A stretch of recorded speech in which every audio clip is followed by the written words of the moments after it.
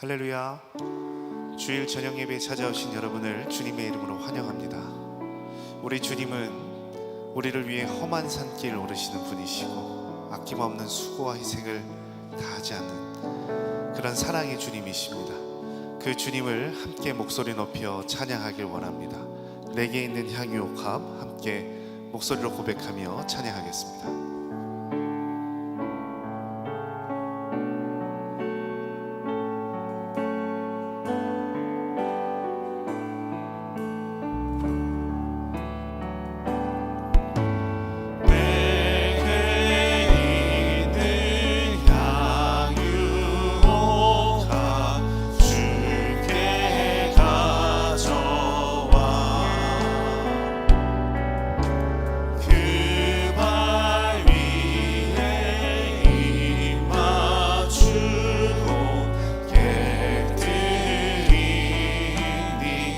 다시 한번 찬양합니다. 내게 있는 향유옥합, 내게 있는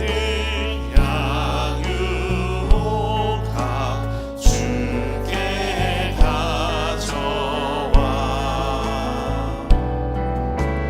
그 발 위에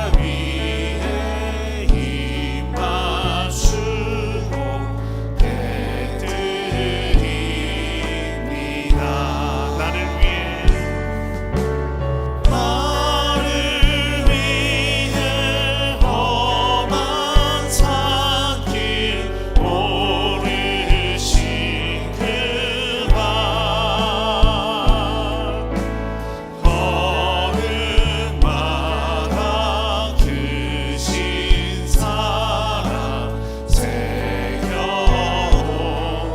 다시 한번 고백하며 찬양합니다. 내게 있는 향유옥합, 내게 있는 향유옥합 주님께 가져와 그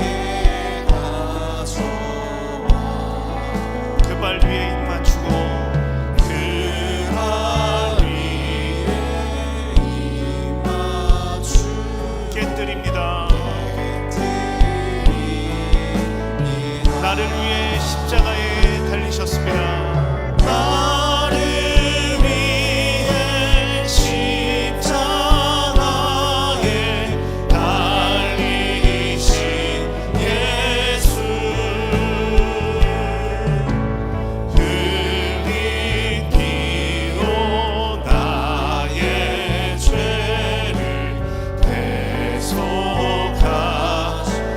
우리 다시 한번 고백하겠습니다. 내게 있는 향유옥합, 내게 있는 향유옥합 주께 가져와 그 발 위에 입 맞추고 깨뜨리니 주님 다시 이 땅 위에 주님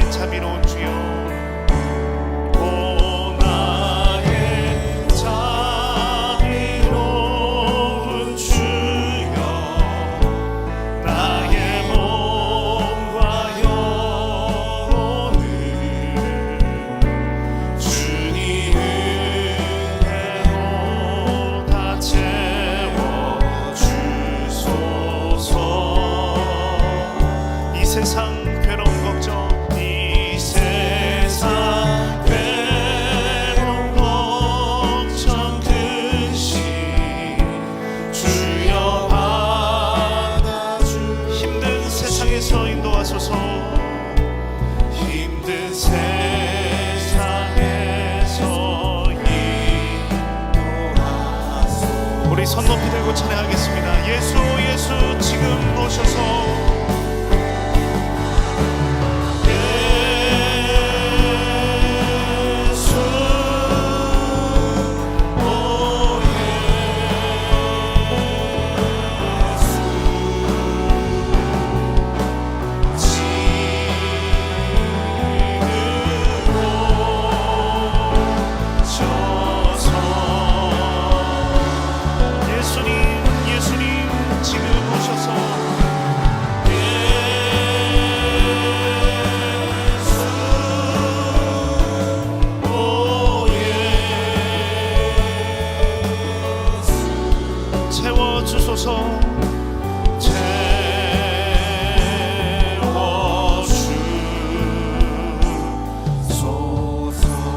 우리의 예배를 받으시고 채워주시는 예수님께 박수로 영광 올리겠습니다.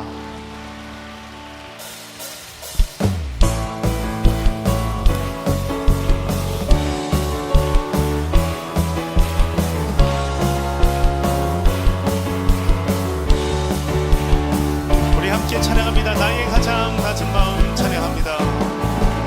나의 가장 낮은 마음 주님께서 기뻐하시고 작은 일에 큰 기쁨을 느끼게 하시는도다. 내가 지쳐 무력할 때 주님 내게 힘이 되시고 아름다운 하늘 나라 내 맘에 주시는도다.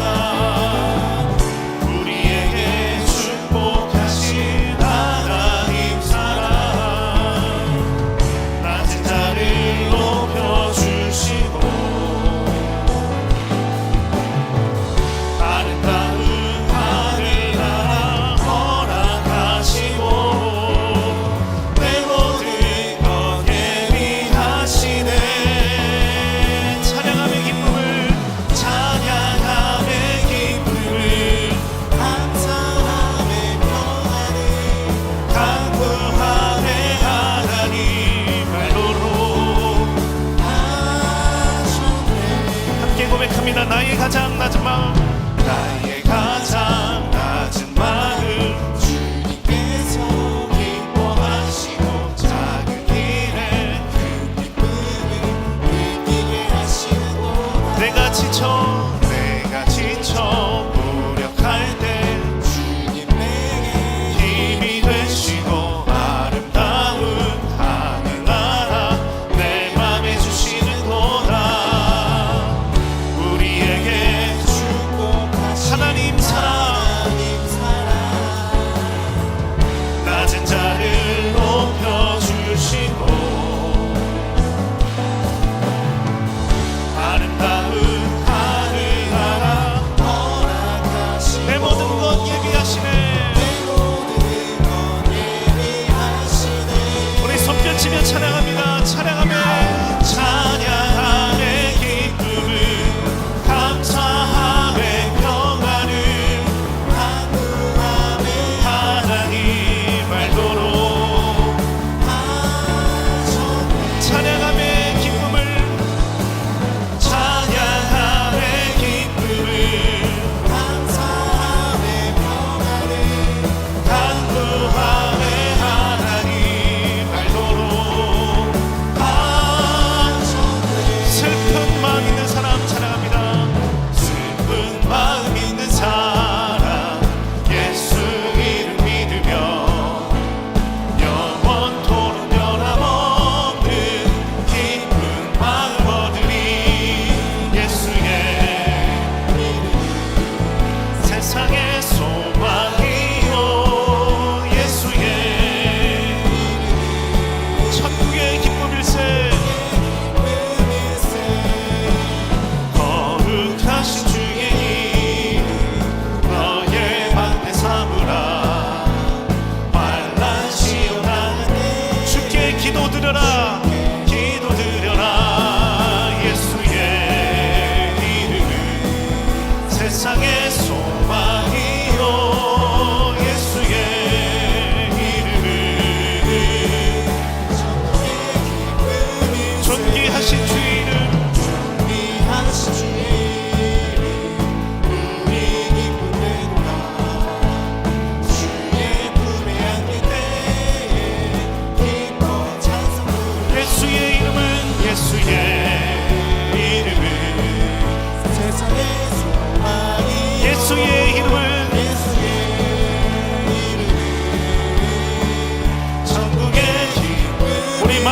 일어서 우리 갈 길 나간 후에 목좌 앞에 나아가 왕의 왕께 경배하며 멸류관을 드리니 예수의 이름은 세상의 소망이요 예수의 이름은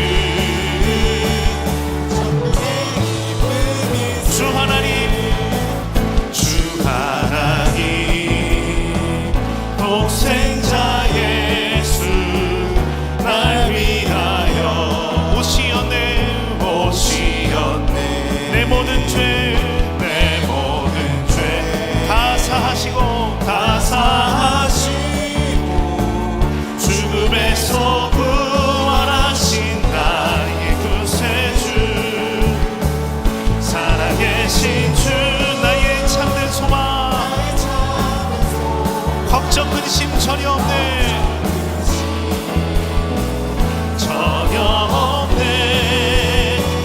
사랑의 주의 갈 길 인도하니 그 충만한 그 언젠가 죽을 때까지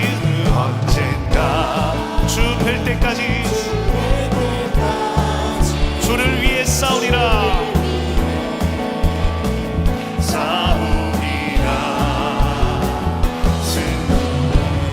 멀고 험해도 주님께서 나의 지켜주시니 살아계신 주님 살아계신 주 나의 참된 소망 걱정 근심 전혀 없네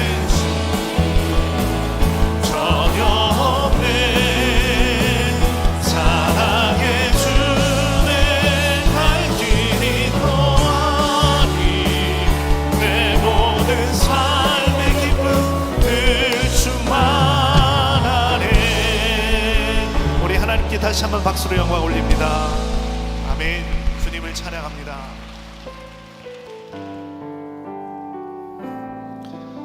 우리가 찬양하며 기도하며 하나님의 말씀을 나눌 때에 이곳에 성령님 함께 계실 줄 믿습니다. 함께 계시는 성령님 함께 찬양하며 고백하며 나아가겠습니다.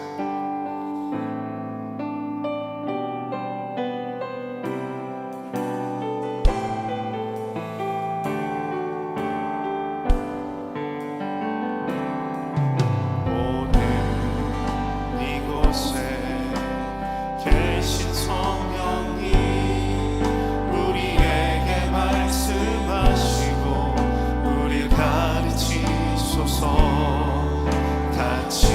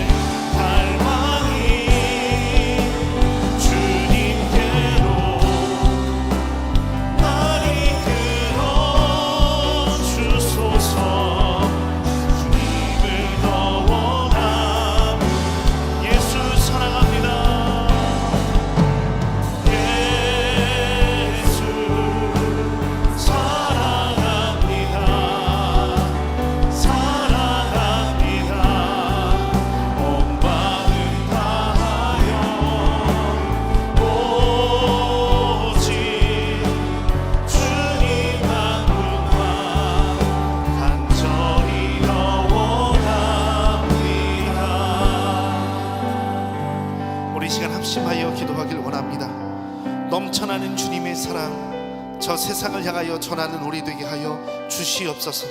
우리가 잃어버린 영혼을 향하여서 간절한 마음 가지고 기도하며 나아갈 때에 놀라운 전도의 열매, 영혼 추수의 결실하게 될 줄 믿습니다. 주님 붙잡아 주시고 인도하여 주시옵소서. 교회학교 심령들 가운데 놀라운 성령님으로 함께하여 주시옵소서. 우리 주여 3번 부르짖고 기도하겠습니다. 주여, 주여, 주여. 아버지 하나님, 우리 속에 주신 넘치는 사랑, 다음이 없는 은혜를 우리가 전파하기를 원합니다. 주님 인도하여 주시옵소서. 주님 간절한 마음을 가지고 구력의 열정을 가지고 주님 기도하며 간절히 나아갑니다. 전하며 나아갑니다. 주님 우리의 일상 가운데, 우리의 삶 가운데 하나님 아버지 전도의 열매 주렁주렁 열릴 수 있도록 주님 인도하여 주시옵소서. 하나님께로 세상이 돌아오는, 잃어버린 영혼 돌아오는 놀라운 역사 함께 볼 수 있도록 주님 인도하여 주시옵소서. 주님 인도하여 주시옵소서. 우리 어린 심령들 하나님 앞에 주님 보게하여 주시고 주님 찾게 하여 주시고 성령님으로 뜨겁게 경험하게 하여 주시옵소서.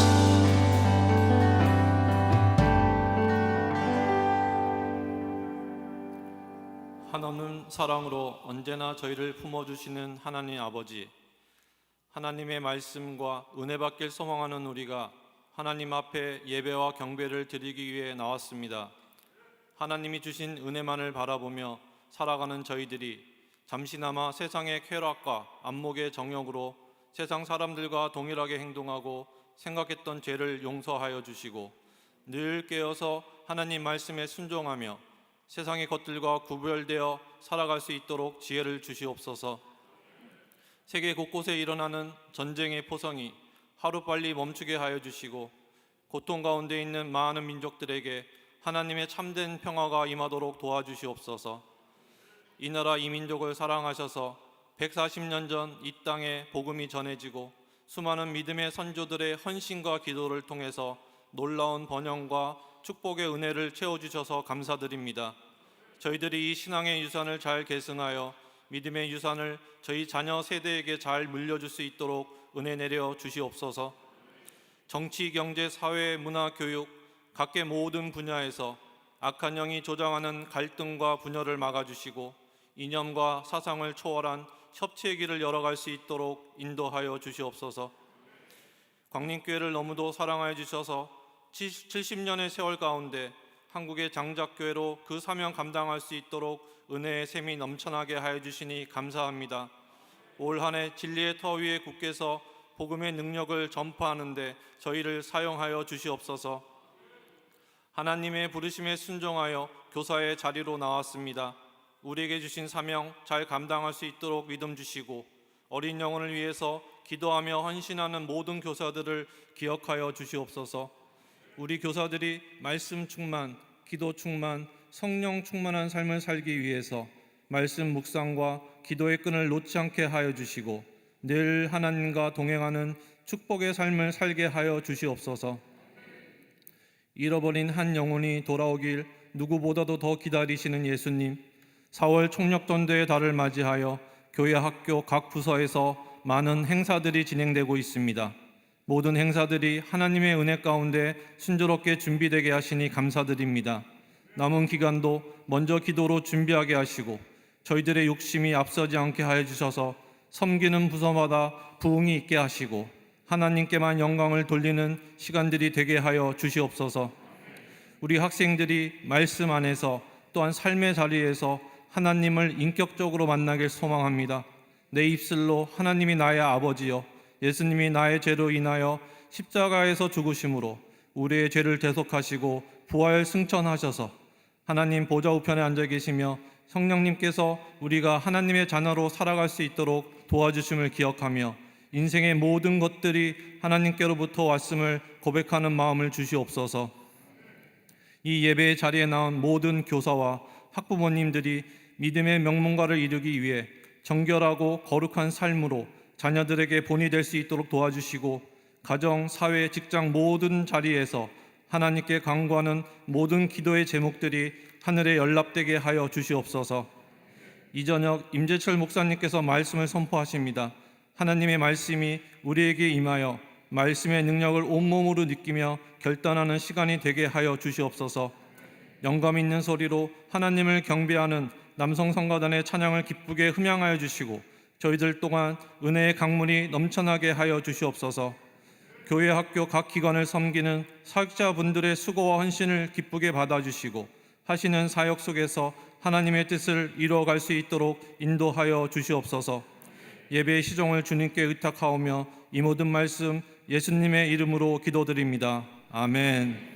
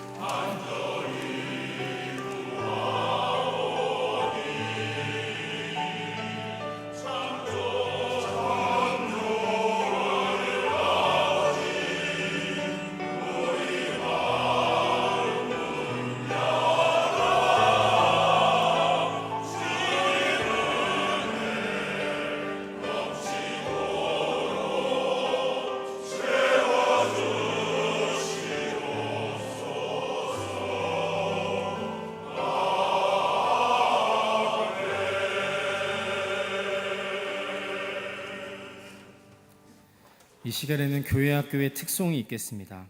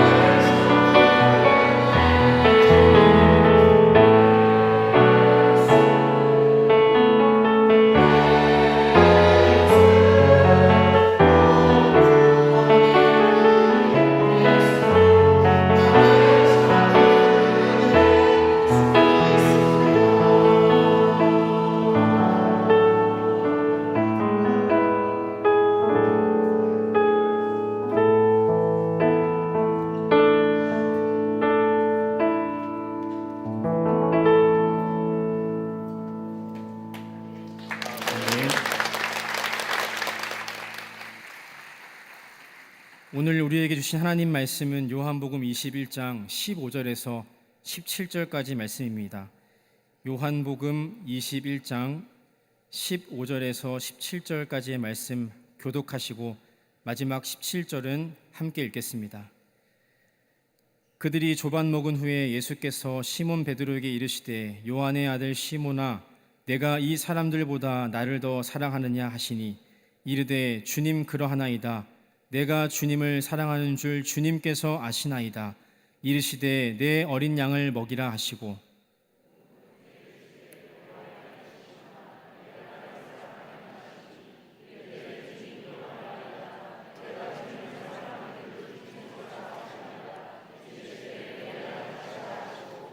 세 번째 이르시되 요한의 아들 시몬아 내가 나를 사랑하느냐 하시니 주께서 세 번째 내가 나를 사랑하느냐 하심으로 베드로가 근심하여 이르되 주님 모든 것을 아시오매 내가 주님을 사랑하는 줄을 주님께서 아시나이다.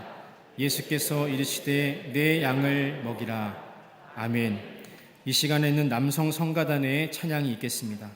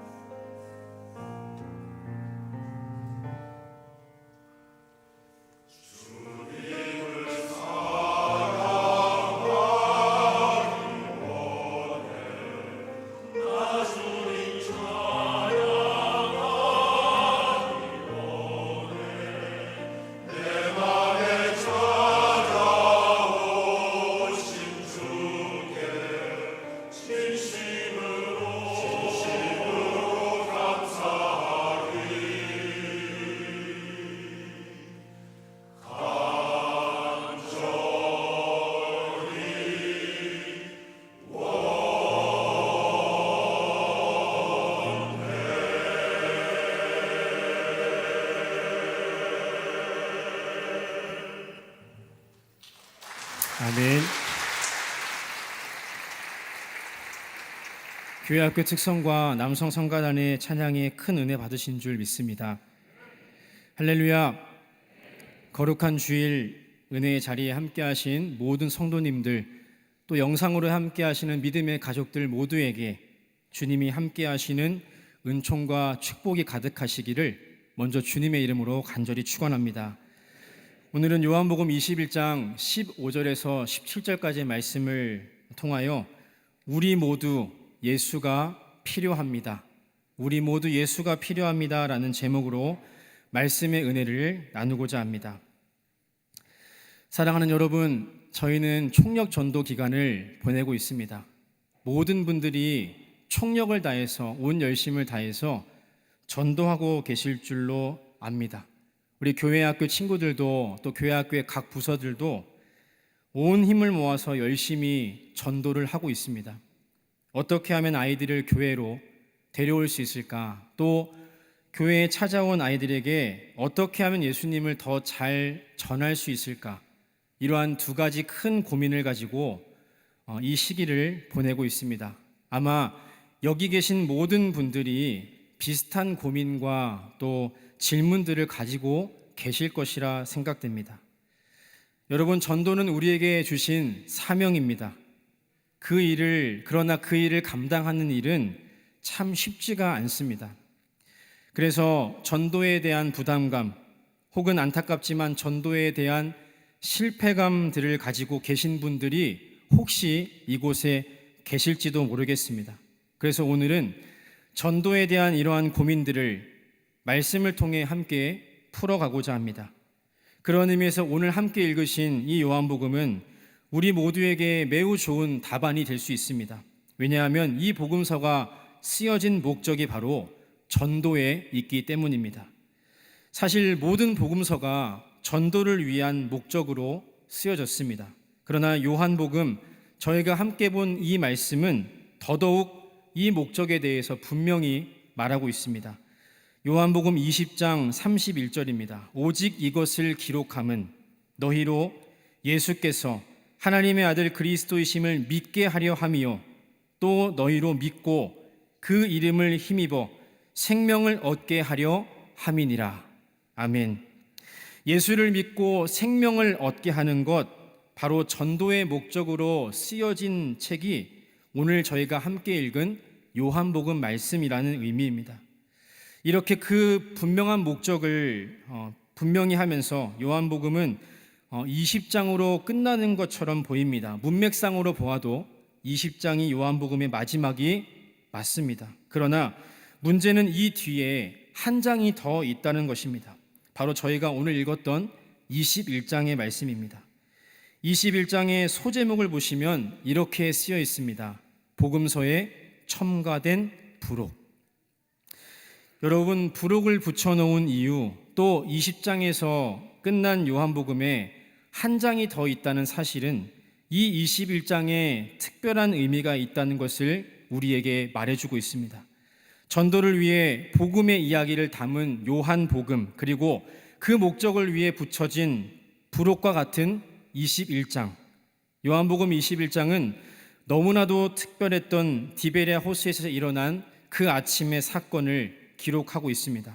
그것은 바로 베드로가 부활하신 예수님을 만난 사건이며 또 그 길로 다시 예루살렘으로 돌아가기로 결단한 사건이었습니다. 사랑하는 여러분, 오늘 이 말씀 가지고 우리가 전도함에 앞서 먼저 점검해야 할 것은 무엇인가? 또 우리가 먼저 주님께 드려야 할 고백은 무엇인가? 함께 찾아가기를 원합니다. 그리고 한 걸음 더 나아가서 예루살렘으로 향해 복음의 증인의 삶을 살았던 그들처럼 오늘 우리도 복음의 증인이요 또 부활의 증인이요 그리고 전도자의 삶을 결단하는 은혜가 있기를 원합니다. 오늘 이 저녁 이러한 은혜가 우리 모두에게 충만하시기를 주님의 이름으로 축원합니다. 첫째로, 과거와 현재의 우리는 예수가 필요합니다. 과거와 현재의 우리에게 예수님이 필요하다입니다.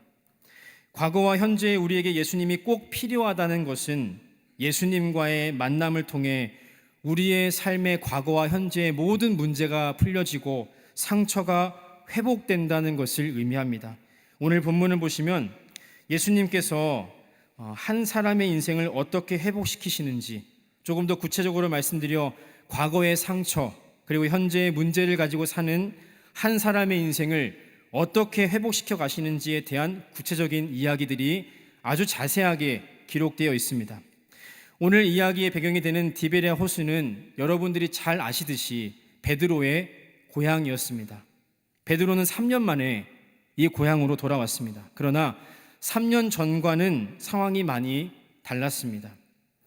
베드로는 예수님의 수제자에서 예수님을 배반한 겁쟁이가 되어 있었고 예수님을 따라 나섰던 원대한 걸음은 실패한 것처럼 보였습니다. 그는 스스로 이렇게 말합니다. 3절 상반절 말씀입니다. 시몬 베드로가 나는 물고기 잡으러 가노라 하니, 나는 물고기 잡으러 가노라, 여러분 이 짧은 문장에 이루 말할 수 없는 절망감과 실패감이 담겨 있는 것입니다. 베드로는 예루살렘을 떠나 자신의 고향으로 가기로 결정합니다. 그런데 놀라운 것은 베드로가 이미 부활하신 예수님에 대한 소식을 들었을 뿐 아니라 심지어는 부활하신 예수님 그분 자체를 만났다는 사실입니다. 부활하신 예수님을 만났음에도 불구하고 왜 그는 다시 고향으로 내려왔는가? 여러분, 이 이야기는 베드로가 얼마나 큰 절망과 실패감에 사로잡혀 있는지를 우리에게 말해주고 있습니다. 마치 아담과 하와가 죄를 지어서 하나님의 낯을 피하여 숨었던 것처럼 더 이상 얼굴 들 수 없는 죄책감과 실패감 때문에 그것에 완전히 사로잡혀 고향으로 도망치다시피 내려와 숨어 지내던 인물이 바로 오늘 본문 말씀에 기록되어 있는 베드로였습니다. 베드로의 인생은 완전히 실패하였고 완전히 파산하였습니다. 그러던 어느 날 예수님께서 그곳을 친히 다시 찾아오십니다. 그리고 베드로로 하여금 예전의 일들을 하나씩 기억나게 하십니다.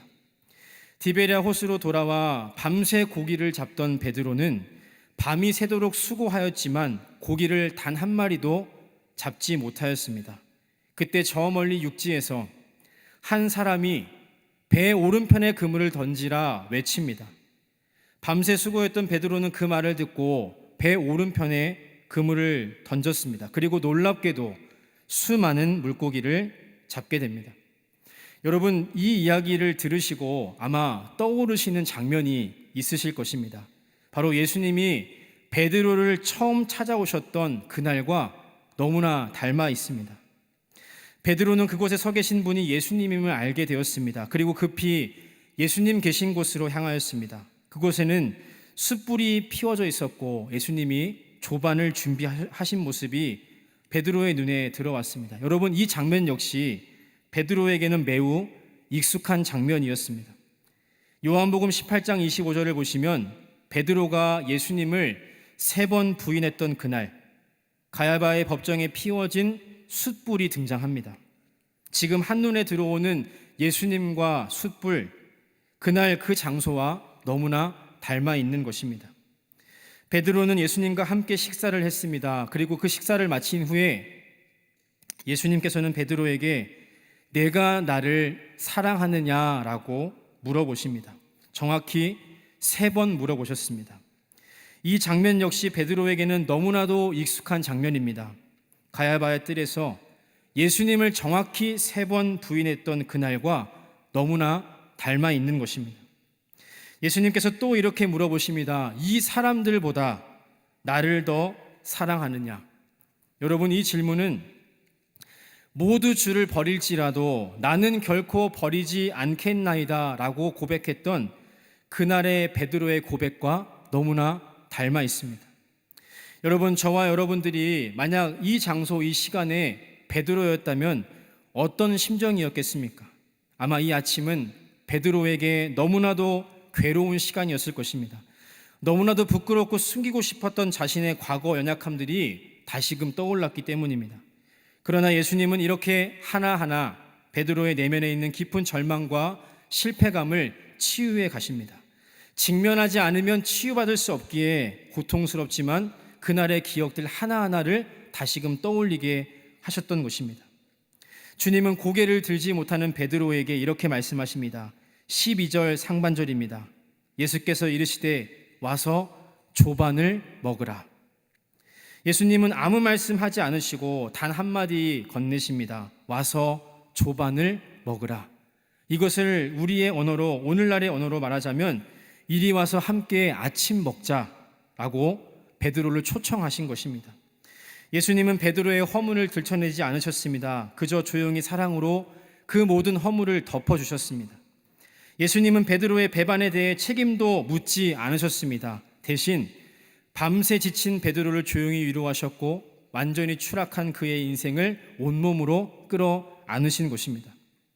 사랑하는 여러분, 이것이 예수님께서 우리에게 베푸신 놀라운 위로이자 치유의 손길인 줄로 믿습니다.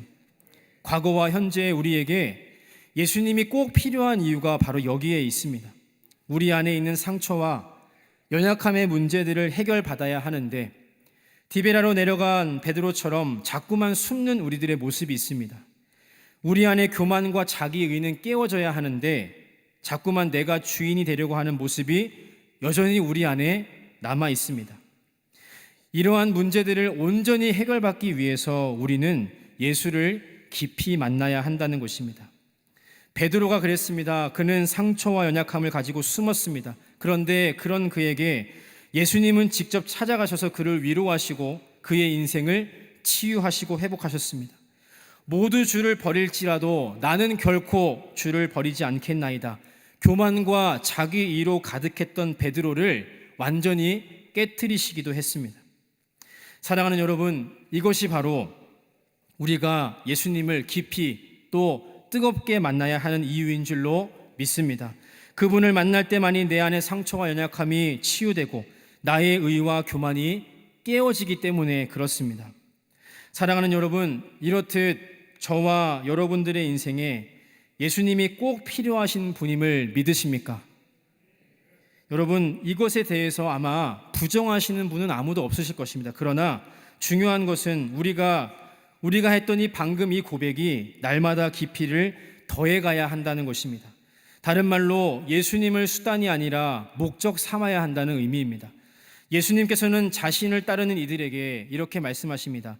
너희가 나를 찾는 것은 표적을 본 까닭이 아니요 떡을 먹고 배부른 까닭이다. 쉽게 말해 당시 제자들은 예수님께 먹을 것이 있어서 혹은 출세의 길이 될까 하여서 그분을 따랐던 것입니다. 그래서 결정적인 순간에 예수님을 다 배반하고 도망갔던 것입니다. 그러나 오늘 이 아침에 예수님을 깊이 그리고 뜨겁게 만난 베드로는 더 이상 예수님을 수단으로 삼지 않았습니다. 그 인생, 자신의 인생을 치유하시고 구원하실 유일한 분이 예수 그리스도셨기에 그분 자체가 이제 자신의 인생의 유일한 목표가 된 것입니다. 사랑하는 여러분, 여러분들의 인생에 정말 예수님이 필요하십니까? 그렇다면 이 고백의 깊이를 날마다 더해 가시기를 주님의 이름으로 축원합니다. 예수님 주시는 떡과 성공 때문에 예수님이 필요합니다. 나를 도와주십시오. 이 정도의 수준이 아니라 예수님 아니면 안 됩니다. 예수님 없이는 내 인생에 아무런 소망과 의미가 없습니다. 이러한 깊이 있는 고백이 우리의 삶에 있어야 한다는 것입니다. 사랑하는 여러분, 전도의 기간 먼저 이 예수님을 향한 깊이 있는 고백을 주님께 드리시기를 바랍니다. 주님, 내 인생에 당신이 너무나 필요합니다. 내 과거와 현재의 모든 문제를 회복시키시고 나를 구원으로 이끄실 예수님 당신만이 필요합니다. 이 고백을 먼저 주님께 드리시기를 바랍니다. 그리고 그 고백 그대로를 이웃들에게 전하시기를 바랍니다. 우리의 이 깊은 고백이 전도를 통하여 이들에게 전달될 때 우리의 그 한마디는 영혼을 변화시킬 능력의 소리가 될 줄로 믿습니다. 그 아침에 베드로에 찾아오셔서 그의 과거와 현재의 상처와 연약함을 모두 해결하시고 회복시켜 주신 그 예수님, 그분을 오늘 우리 다 만나시기를 바랍니다. 그리고 그 놀라운 이름을 많은 이들에게 전하는 저와 여러분의 인생 되시기를 주님의 이름으로 축원합니다. 둘째로, 미래의 우리는 예수가 필요합니다. 앞으로 살아갈 날에도 예수님이 우리의 삶에 필요하다는 것입니다. 미래에 우리에게 예수님이 꼭 필요하다는 것은 예수님과의 깊은 만남을 통해 우리의 삶의 분명한 목표와 명확한 비전이 주어진다는 것을 의미합니다. 요한복음 21장 3절 말씀은 베드로의 절망과 실패감을 우리에게 전해주는 동시에 그에게 더 이상 삶을 지탱해 줄 만한 삶의 목표, 즉 비전이 사라졌음을 우리에게 말해주고 있습니다. 3년 전에 어부였던 베드로에게 예수님이 찾아오십니다. 그리고 이렇게 말씀하십니다. 내가 너를 사람 낚는 어부로 쓸 것이다.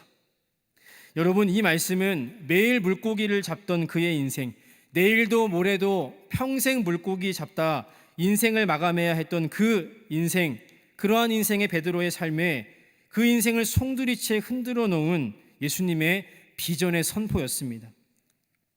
3년 전에 베드로는 예수님 보여주신 그 비전을 붙잡고 벅찬 가슴을 안고 모든 것을 버리고 예수님을 따라 나섰습니다. 그러나 지금 그 걸음은 완전히 실패한 것처럼 보입니다. 그런데 그날 아침 꿈도 소망도 없던 베드로에게 예수님이 다시 찾아오셨습니다. 베드로에게 예수님 말씀하십니다. 15절 상반절 말씀입니다. 그들이 조반 먹은 후에 예수께서 시몬 베드로에게 이르시되 요한의 아들 시몬아 내가 이 사람들보다 나를 더 사랑하느냐 하시니. 아멘.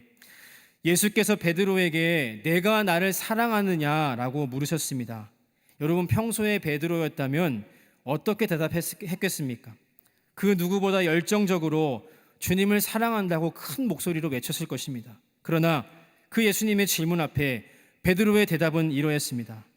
내가 주님 사랑하는 것을 주님이 아십니다. 여러분, 이 대화를 원문으로 살펴보아도 베드로의 달라진 태도를 느낄 수 있습니다. 예수님은 내가 나를 아가파오, 즉 헌신적 사랑, 신적 사랑으로 나를 사랑하느냐라고 물어보시는데 베드로는 필레오, 친구의 사랑과 우정에 대해서 이야기를 하고 있습니다. 문장을 보아도 원어를 보아도 베드로의 대답에는 확신이 결여되어 있는 것처럼 보입니다. 그러나 사실 이것은 베드로가 정말로 변화되었음을 우리에게 말해주는 중요한 말씀입니다. 베드로는 늘 적극적이고 자기의가 가득한 사람이었습니다. 모두 주를 버릴지라도 나는 결코 버리지 않겠나이다. 주여 그리 마옵소서. 이 일이 결코 주께 미치지 아니하리이다. 베드로는 이렇게 결코라는 단어가 참 어울리는 사람이었습니다. 그런데 철저한 실패를 맛본 베드로는 이제 주님을 사랑하고 주님을 따르는 일조차도 자신이 할 수 있는 일이 아니라는 것을 그제서야 깨달은 것입니다. 그러니 주님, 제가 주님을 너무나도 사랑하지만 제 사랑은 여전히 초라하고 부족합니다. 그러한 의미에서 베드로는 이렇게 주님께 고백했던 것입니다. 내가 주님 사랑하는 것을 주님만이 아십니다. 진실한 베드로의 고백을 3번이나 받으신 예수님께서는 이렇게 말씀하십니다. 내 양을 먹이라, 내 양을 치라. 베드로에게 너를 사람 낚는 어부로 쓸 것이다 말씀하셨던 그 아침처럼 예수님은 새로운 비전을 지금 베드로에게 부어주고 계신 것입니다. 놀라운 것은 15절 말씀에서 예수께서 그를 베드로라 부르지 아니하시고 부름받기 전의 이름인 요한의 아들 시모나라고 부르셨다는 점입니다. 부름받기 전의 이름을 사용한 것은 그날 아침의 부르심이 완전히 새로운 부르심이라는 것을 우리에게 말해주고 있습니다. 이것은 베드로에게 주어진 새로운 사명이었고 새롭게 주시는 그의 인생의 또 다른 기회였다는 것입니다. 사랑하는 여러분, 이것이 바로 우리가 예수님을 깊고 또 뜨겁게 만나야 하는 이유인 줄로 믿습니다. 우리가 예수님을 깊이 그리고 뜨겁게 만날 때 내가 무엇을 해야 하고 또 내가 지금 어디에 있어야 할지가 명확하고 선명히 드러나기 때문입니다. 그리고 더 놀라운 것은 그것을 감당할 수 있는 능력도 우리에게 주신다는 것입니다. 베드로가 받은 새로운 사명과 함께 늘 같이 가는 말씀이 있는데 그것은 바로 요한복음 1장 42절의 말씀입니다. 예수께서 보시고 이르시되 내가 요한의 아들 시몬이니 장차 게바라 하리라 하시니라. 게바는 번역하면 베드로라. 아멘. 장차 게바라 하리라. 너는 지금 약하고 초라하지만 결국 베드로와 같은 인생이 될 것이다. 반석 같은 인생이 될 것이다. 베드로는 비전을 받았고 또 그 비전을 지켜나갈 수 있는 반석 같은 하나님의 약속도 이미 받은 것입니다. 사랑하는 여러분, 오늘 주님은 베드로와 같이 연약한 우리들에게도 동일한 약속의 말씀을 주시는 줄로 믿습니다. 우리의 의지와 우리의 결단으로 전도의 자리에 머무는 것은 결코 쉽지 않습니다. 다만 너는 사람 낚는 어부가 될 것이다. 영혼을 구원하는 자가 될 것이다. 너는 장차 반석 같은 자가 될 것이다. 흔들리지 않는 믿음의 소유자가 될 것이다. 주님이 주시는 이 새로운 비전과 이 약속의 말씀을 먼저 소유하시기를 바랍니다. 그리고 그 비전과 약속으로 우리의 내일, 우리의 미래를 살아가시기를 바랍니다. 그때 우리 역시 베드로처럼 전도자의 사명을 넉넉하게 그리고 온전하게 감당하게 될 줄로 믿습니다. 사랑하는 여러분, 그 아침 베드로에게 찾아오셔서 새로운 비전과 사명을 주신 그 예수님을 오늘 여러분도 꼭 만나시기를 바랍니다. 그리고 주님 주시는 그 가슴 뛰는 비전을 가지고 반석과 같이 든든히 그 사명을 감당하는 저와 여러분 되시기를 주님의 이름으로 간절히 축원합니다. 마지막 셋째로, 우리 모두는 예수가 필요합니다. 우리 모두는 예수님이 필요합니다. 우리 모두에게 예수님이 필요하다는 것은 우리가 가지고 있는 이 세상을 바라보는 시선, 그리고 영혼들을 바라보는 관점, 그리고 그들에게 전하려고 하는 복음의 가치에 대한 우리의 생각과 인식이 완전히 바뀌어야 한다는 것을 의미합니다. 쉽게 말씀드려 아무리 화려하고 풍요로운 세상일지라도 예수님 없는 세상은 멸망을 향해 가고 있다는 것, 또 아무런 문제도 아무런 걱정도 근심도 없어 보이는 인생일지라도 예수님 없는 인생은 결국 심판과 죽음에 다다르게 된다는 것, 여러분, 불편하지만 부정할 수 없는 이 사실을 우리가 먼저 깊이 깨닫고 고백해야 한다는 것이고, 또 한 가지, 이것으로부터 세상과 사람들을 구원하기 위한 유일한 방법은 오직 예수 그리스도 복음밖에 없다는 것, 즉 복음 그 자체가 생명이라는 이 사실이 우리에게 먼저 깊이 믿어지고 고백되어져야 한다는 의미입니다. 사랑하는 여러분, 우리가 예수님을 깊이 그리고 또 뜨겁게 만나야 하는 이유가 바로 여기에 있는 줄로 믿습니다. 예수님을 깊이 만나고 또 뜨겁게 만나야 죽어가는 영혼들과 멸망하는 세상들을 향한 긍휼한 마음, 애타는 마음이, 그 간절한 마음이 우리에게 그제서야 생기기 때문입니다. 그리고 그 엄청난 문제를 해결하기 위한 유일한 방법이 오직 복음뿐이라는 것을 그제서야 우리가 믿고 고백할 수 있기 때문입니다. 복음서에 나오는 부활하신 예수님 만난 이들의 공통점이 있습니다. 그것은 바로 그들이 하고 있던 모든 일을 멈추고 다시 예루살렘으로 향했다는 것입니다. 디베랴에 낙항했던 베드로와 제자들이 그랬고, 엠마오로 가던 이들이 그러했습니다. 그들은 자신들의 사지가 될 수 있는 예루살렘으로 왜 다시 향한 것이겠습니까? 예수님을 깊이 그리고 또 뜨겁게 만나니 죽어가는 영혼들, 멸망하는 세상을 향한 애타는 마음이 불일 듯 일어났기 때문입니다. 그리고 이 문제를 해결할 유일한 방법이 예수 그리스도 복음밖에 없다는 사실이 믿어졌기 때문에 자신들의 인생을 걸고 다시 예루살렘으로 올라간 것입니다. 그래서 그들은 목숨 걸고 이렇게 말합니다. 사도행전 4장 20절 말씀입니다. 우리는 보고 들은 것을 말하지 아니할 수 없다. 우리는 보고 들은 것을 말하지 아니할 수 없다. 여러분, 그들은 무엇을 보았습니까? 부활하신 예수님을 보았습니다. 그들은 무엇을 들었습니까? 부활하신 예수님의 음성을 직접 들었습니다. 그러니 복음이 유일한 답이라는 것, 복음이 생명 그 자체라는 것을 확신하고 목숨 걸고 복음의 증인이 된 것입니다. 사랑하는 여러분, 우리가 정말 진실로 예수님을 깊이 그리고 뜨겁게 만나면 이 전도라는 것, 우리가 멈추려고 해도 멈출 수 없는 것이 될 줄로 믿습니다.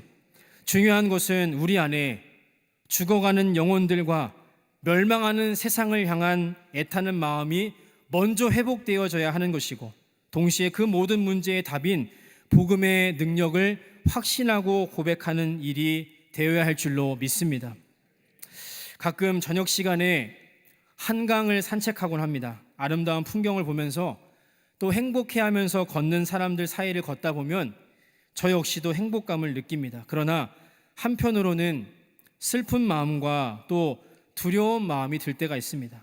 아무런 문제가 없어 보이는 저들에게, 아무런 걱정과 근심도 없어 보이는 저들에게 내가 믿는 예수님, 내가 전하는 예수님은 과연 어떤 의미인가?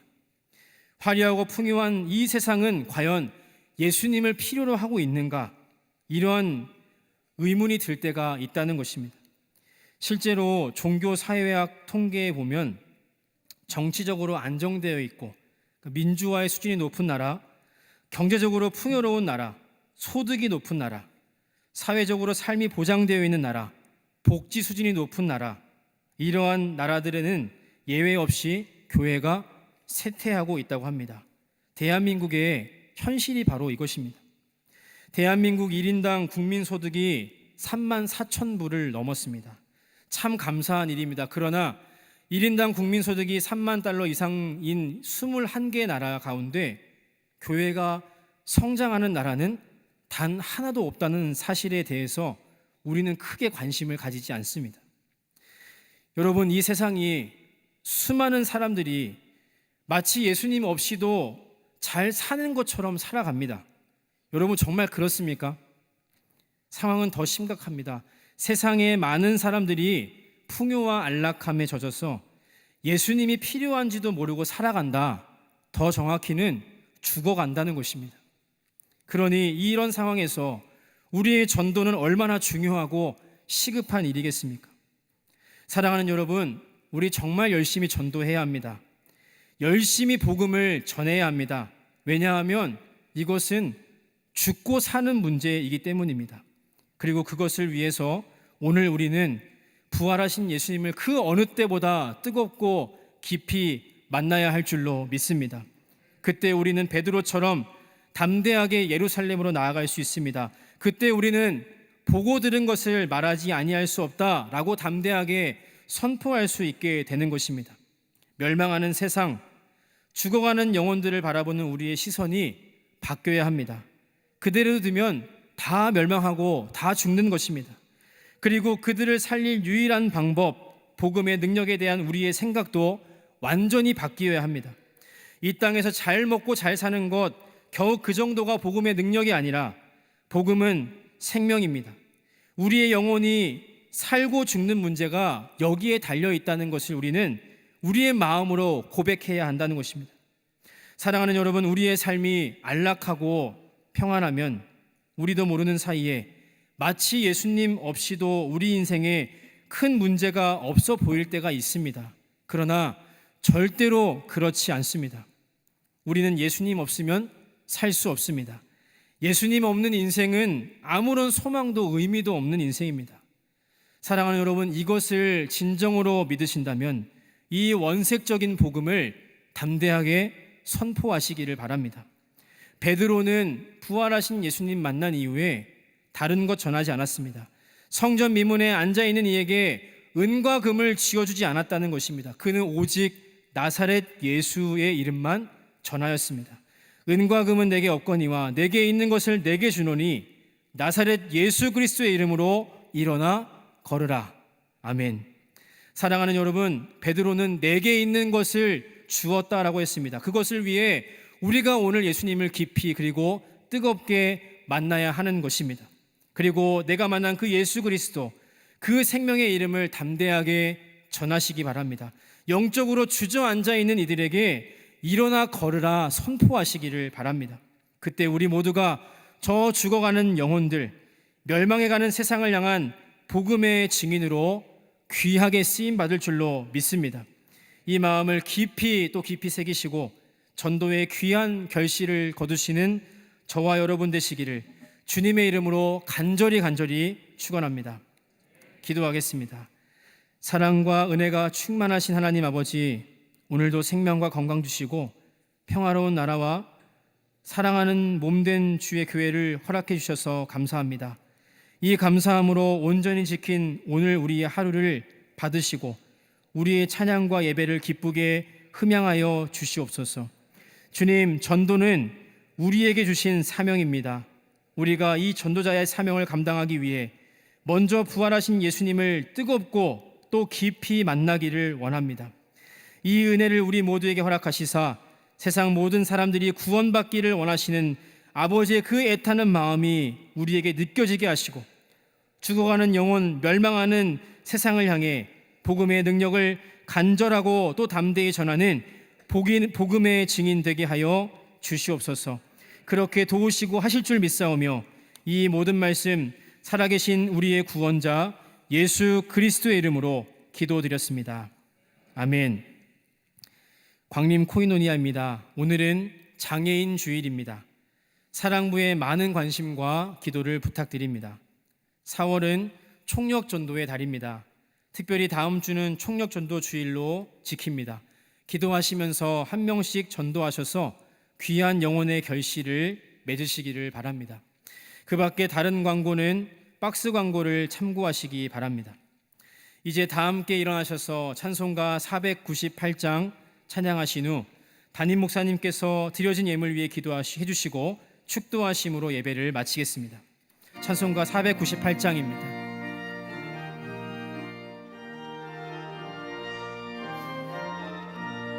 저 죽어가는 자 다 구원하고 죽음과 죄에서 건져내며 죄인을 위하여 늘 애통하며 예수의 공로로 구원하네. 저 죽어가는 자 예수를 믿어 그 은혜 힘입어 다 살겠네. 주 믿지 않는 자 불쌍히 여겨 참 회개할 때를 기다리네. 저 죽어가는 자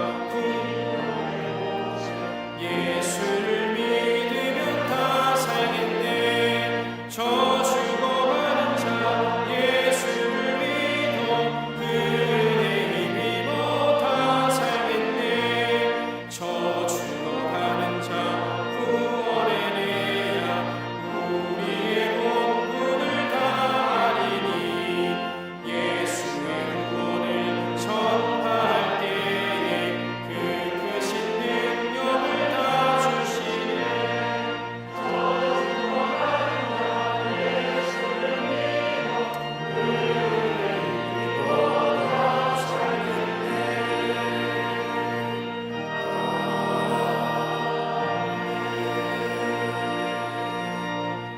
이제 시간에 우리 교회에 처음 오신 분 계십니다. 호명할 때 앞으로 나와 주시면 충심으로 환영하겠습니다.